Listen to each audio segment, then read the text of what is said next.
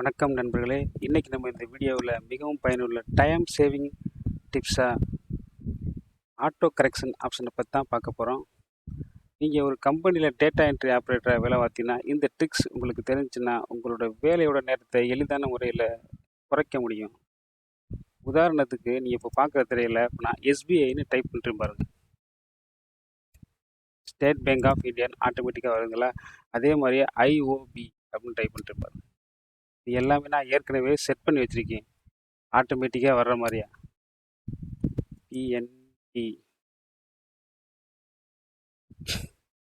இதை போல் உங்களோட வேலைக்கு தகுந்தால போல் ஆட்டோமேட்டிக்காக வர்ற மாதிரியே நீங்கள் வச்சுக்கலாம்.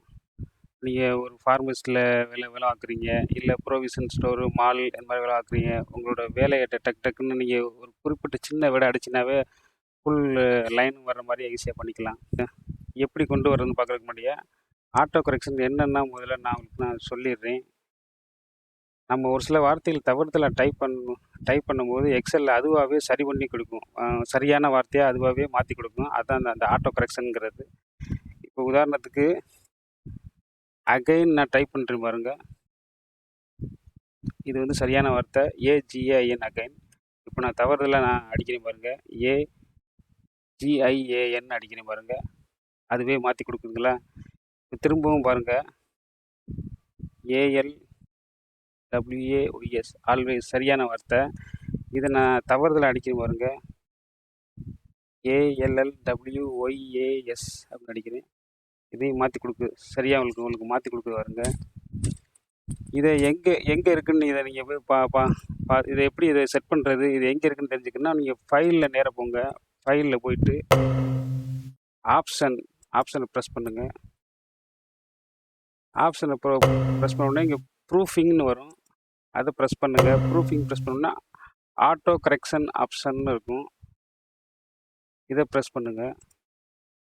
இங்கே பாருங்கள், நான் இப்போ எஸ்பிஐன்னு அடிக்கிறேன் பாருங்கள், ஆட்டோமேட்டிக்காக வருதுங்களா? நான் செட் பண்ணி வச்சுருக்கேன். உதாரணத்துக்கு நான் புதுசாக கூட உங்களுக்கு நான் க்ரியேட் பண்ணுறேன் பாருங்க.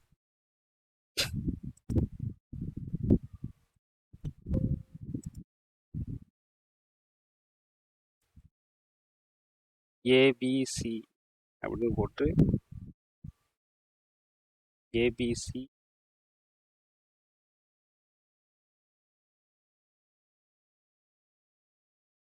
Provision shop India private limited.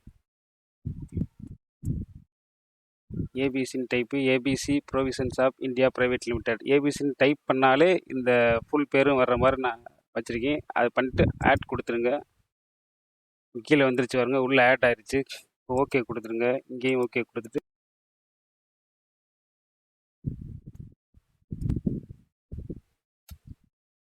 வருதுங்களா? ஏபிசின்னு டைப் பண்ணோன்னே